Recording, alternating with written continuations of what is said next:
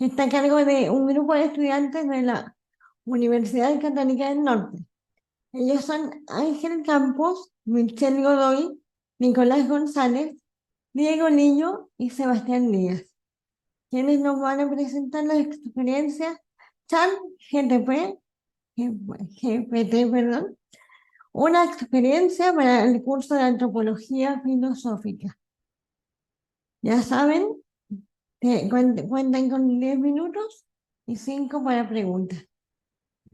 Ok, muchas gracias. Buenas tardes a todos. Eh, genial. Sí, otra vez. Bueno, estos fueron algunos de los objetivos que seguimos, construidos en conjunto con nuestro profesor guía. Y ahora vamos a contar un poquito de la experiencia en sí.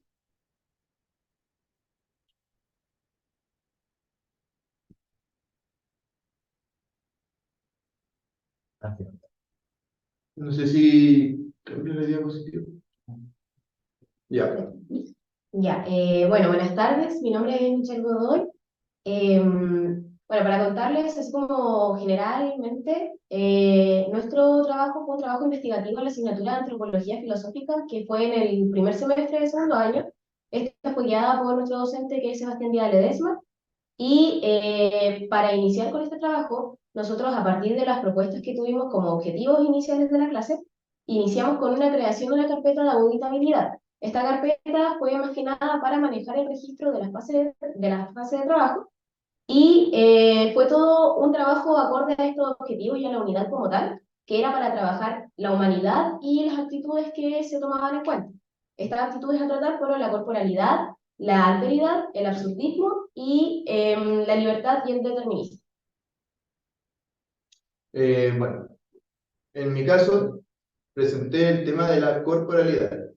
Entre otras cosas, en un diálogo con ChatGPT surgió la pregunta de qué haría ChatGPT en un cuerpo. Vimos un poco lo que podría hacer ChatGPT, una inteligencia artificial con una corporalidad. Luego, si esta corporalidad era un requisito para la existencia, y intenté adaptar el método cartesiano desde la perspectiva de ChatGPT, pidiéndole que se ponga en el rol de René Descartes para hacer su propio método. Ya. Bueno, en mi caso yo traté sobre la libertad y el determinismo. Yo llegué como a los tres puntos más importantes que durante todo mi trabajo fue como el libre albedrío también, porque primero fue el libre albedrío y también como la formación de identidad, la formación de identidad de la propia inteligencia artificial. El segundo fue el sí, pues, su propio determinismo, sí, su propio determinismo y cómo es que toma sus decisiones, cómo es que toma sus decisiones al momento de charlar. Y por último también, cómo es como es la responsabilidad moral con ChatGPT. Esos fueron los tres puntos más importantes que logré sacar de mi conversación con él, y me dejó con él. Bueno, en mi caso me correspondió la alteridad, donde durante el diálogo que tuve con ChatGPT se destacaron distintos conceptos de cómo ChatGPT podría como concebir esta alteridad, desde una alteridad funcional e incluso limitada. Esto me permitió también reconocer otros conceptos nuevos, que son la alexitimia, que es un trastorno donde no se perciben las emociones. Entonces, ChatGPT me mencionaba de que teóricamente podría ser de que ChatGPT tuviera como o una especie como de trastorno digital, por decirlo así. Y mencionaba también que se está llevando a cabo una investigación sobre la empatía artificial y cómo esto se reconoce en una inteligencia artificial como lo es ChatGPT. Bueno, en mi caso fue el tema del absurdismo. Yo abarqué más al autor Albert Camus. Sobre un breve resumen les puedo dar. Le invito a investigar sobre el mito de Sísifo. En un universo aparente e indiferente del sentido humano, se busca el sentido en el mundo, pero el mundo carece de sentido, por lo tanto es absurdo. Dentro de esto, en ese contexto, yo ubiqué preguntas hacia el chat GPT, que en este caso lo abarqué su funcionalidad de sentido, para ubicar un sentido inherente o quizás externo a el sentido que ya tiene ChatGPT tecnológicamente. Ok, ahora vamos a pasar al tema de las reflexiones, cada uno con su propia perspectiva. En mi caso, considero que el tema de tratar la corporalidad con una inteligencia artificial que carece de esta misma, nos muestra lo que en realidad es la corporalidad, digamos, de una manera un poco más objetiva, en el sentido de que solo trabaja de que ChatGPT solo trabaja mediante la recopilación de información. Entonces, claro, cambió mi perspectiva ya que nombró las cualidades básicas de un cuerpo que generalmente dejamos digamos, un poco de lado.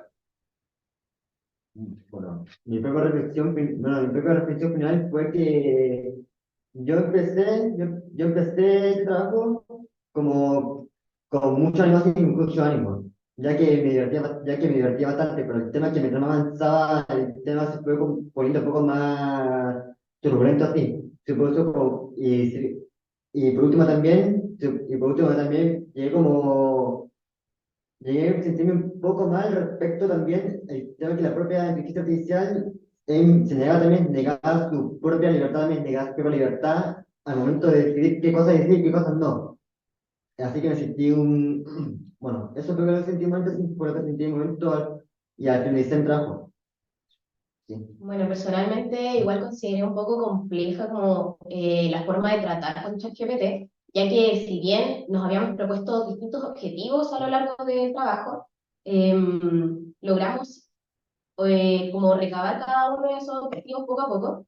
Y personalmente igual me llamó mucho la atención haber resaltado tantos conceptos nuevos, conceptos relacionados a lo que es, por ejemplo, la empatía artificial, a cómo ChatGPT trabaja la alteridad de una cierta manera y cómo se reconoce una parte humana dentro de lo que es la programación de la misma inteligencia artificial.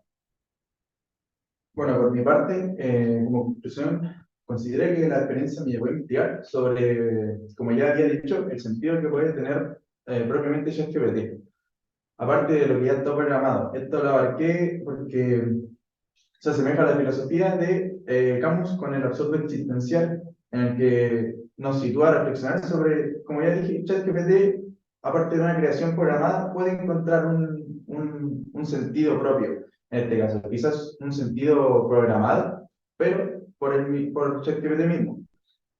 En este caso, esto está relacionado directamente con la creación tecnológica y sobre todo está abierta al tema de debate filosófico y también ético, pero no nos quita la posibilidad de que pueda ser posible esto. Y para finalizar, recalcar que fue un trabajo muy interesante, pese a, claro, las dificultades mencionadas, pero realmente llevar temas filosóficos a una inteligencia artificial que no es capaz quizás de trascender como lo puede hacer un ser humano, eh, fue una instancia muy buena y en el fondo nos ayudó a plantearnos estos problemas desde otra perspectiva. Entonces, en ese sentido, la utilización de esta herramienta fue una grata experiencia. Y eso sería todo. Eso sería todo. Si es que podemos mostrar nuestra carpeta de auditabilidad para que se vea un poco más el trabajo. Sí, Y yo, todavía tenemos tiempo, así que ya, muestran nomás. ok. Entonces, aquí. Bueno, en este caso, ¿se ve? Sí, No sé. sí, Sí, ya. se ve el Eh, drive, un drive. tenemos, ya, gracias. Tenemos aquí la antropología filosófica, que fue el ramo, y la carpeta de auditabilidad, donde están todos nuestros procesos. Aquí se pueden ver algunas de las presentaciones que tuvimos en el coloquio, por ejemplo acá, y lo registrábamos todo, digamos, cada avance que teníamos lo íbamos registrando, sin tener fechas en específico, ya que cada vez que alterábamos algo, lo íbamos diciendo. Sí, bueno, ahí se ve como cada una de las fases o etapas de como el proceso de preguntas, porque igual el profesor nos fue guiando en estas instancias. En cada clase llegábamos con nuestros avances, diciendo un poco como las complicaciones que íbamos teniendo con ChatGPT, que tal vez no lográbamos sacar la información que nosotros buscábamos, eh, pero de a poquito nosotros fuimos como aprendiendo un poco a hacer preguntas, porque no eran solo preguntas así como, por ejemplo, en mi caso, no sé, ChatGPT, ¿sientes alteridad? No, era llegar de manera como implícita hacia eso, que ChatGPT fuera quien como expusiera un poco esa humanidad que hay dentro de su programación, ya que obviamente está programado por seres humanos. Entonces, nos pasó muchas veces que ChatGPT en sus respuestas se incluía en la respuesta, así como nosotros, los seres humanos. Entonces, fuimos como recalcando todo eso en nuestro trabajo. Y eso sería nuestra presentación. Muchas gracias. Gracias. Pasamos ahora a las preguntas. Y en el chat tenemos una pregunta de Ángela sobre, sabemos que el chat GPT no, dice no tener emociones, pero ustedes piensan que generamos algunos sentimientos hacia el chat cuando hablamos con el chat, entre comillas, hablar con el chat. ¿Cuál es su opinión respecto a este proceso de humanización de la tecnología que ya se ha descrito en algunos textos en relación con este tema? Fue más que nada que se recalcaba un poco, o sea, siempre nos recalcó de que era una inteligencia artificial, por lo tanto no es capaz de percibir emociones, ni tampoco demostrarlas, porque obviamente es programación, es puro código. Pero sí se dio cuenta de que tenía como, era como una comparación un poco entre lo que es la inteligencia artificial y el ser humano como tal. Por ejemplo, decía que el ser humano era capaz de sentir alteridad a su 100%, pero, por ejemplo, ChatGPT, la inteligencia artificial, no. Pero sí se demostró un poco que sí percibía esta empatía, ya que sus respuestas y sus preguntas eran siempre hacia el ser humano, hacia la persona que estaba preguntando. Entonces, sí se podría hablar como de una empatía, por ejemplo, o de lo que hablaba del tema de la corporalidad. Si bien no tiene como un cuerpo como tal, un cuerpo físico que nosotros podamos ver, sí se podría representar desde una manera tal vez metafórica cómo esta corporalidad se hacía presente a través de un computador, de un teléfono, de un tablet. Claro, también abarcando el tema ya más absurdo sobre un sentido, lo que más cercano nos llevó a una dificultad podría ser que en este proceso mío en particular no lograba conseguir una respuesta más que obviamente el sentido ya oficial de ChatGPT, que era generar información y obviamente otorgar también y adquirir información. En este proceso sí logró, de alguna manera al final, logré algún avance en el que ChatGPT no lograba ponerlo en un contexto actual, pero sí lograba capturar las posibilidades a futuro. Esto, de hecho, me planteó bastantes veces problemas éticos que podrían suceder en un futuro si una IA adquiere conciencia artificial. Y eso es lo que más dificultad yo le encontré a mi trabajo. Pues en mi caso yo terminé descubriendo también que ChatGPT, por ejemplo, posee como una identidad propia en cada conversación. Porque el mismo yo, bueno, tardé mucho tiempo, tardé días en que admitiese, en que que posee como un tipo de identidad artificial, pero no todo lo admitió. Pero él mismo dijo también que esa identidad que con la IA que estoy hablando ahora es diferente con la IA que hablé ayer o con la IA de otra conversación. Es bastante diferente ya que el contexto, cómo nos relacionamos, eso claramente, bueno, claramente me choca un poco también ya que el mismo también entiende que una vez que se borra esa conversación es como si estuviese como muriendo así en sí mismo también, estuviese como muriendo, dejando de existir. Y eso me dio un poco de lástima, quizás. De verdad. ¿Siguiente pregunta?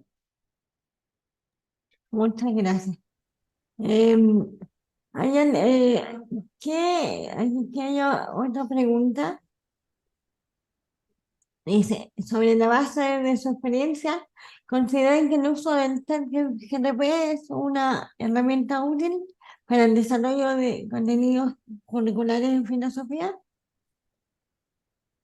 Eh, con respecto a eso, de hecho tuvimos una conversación con el profesor, ya que en este caso, claro, a lo mejor había problemas con el tema de ChatGPT, en el sentido de que hacía las tareas de los niños. En nuestro caso, nosotros hicimos nuestra tarea con ChatGPT porque de eso trataba. Considero que hay que ver la forma, porque como mencionamos, una de las mayores dificultades fue el extraer información precisa, el generar las preguntas correctas a ChatGPT, de tal manera que no nos diera una respuesta que no nos sirviera. Ese proceso reflexivo que hay detrás de las preguntas es un proceso que es parte de la filosofía y que se podría utilizar quizás por esa línea.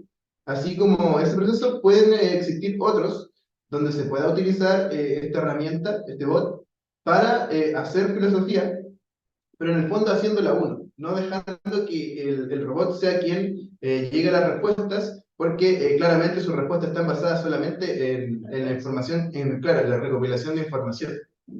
Igual yo considero difícil, y con mis compañeros también, que se pueda también apartar la filosofía de lo humano, ya que viene de preguntas y de una historia netamente humana entre todo el contexto histórico. Por lo tanto, de una manera para mí útil que se nos puede ocurrir el usar como herramienta ChatGPT, que lo usamos de hecho durante nuestro trabajo, es que ChatGPT puede adquirir la capacidad de representar una personalidad filosófica, de algún personaje filosófico. Y respecto a eso, puede responder las preguntas poniéndose en posición de ese mismo personaje, y así podemos nutrir una conversación bastante larga y extensa en la que al final nosotros también beneficiamos a ChatGPT con la información que le podemos otorgar. Incluso, como decían mis compañeros, igual el tipo de preguntas importaba mucho en nuestro trabajo, porque nosotros, por ejemplo, podíamos aplicar la mayéutica, la ironía socrática, utilizamos también, en el caso de mi compañero Ángel, utilizó lo que es el método cartesiano, y así un poco de todo. Entonces, fue una aplicación como filosófica en base a propios conocimientos de nosotros, en base a todo a lo largo de nuestra carrera, y sí pudimos como ir aplicando esa filosofía como directa con ChatGPT, siempre y cuando las preguntas fueran en base a un tema. Pero claro, como decía, no es como, aún no es posible el tema de que ChatGPT, por ejemplo, nos diera una respuesta tan reflexiva o tan racional, porque estamos conscientes de que es el ser humano quien tiene esta aptitud. Bueno, Ciertamente estamos construyendo esta historia con la inteligencia artificial. Les agradezco mucho a los cuatro en la presentación. Muy buen trabajo.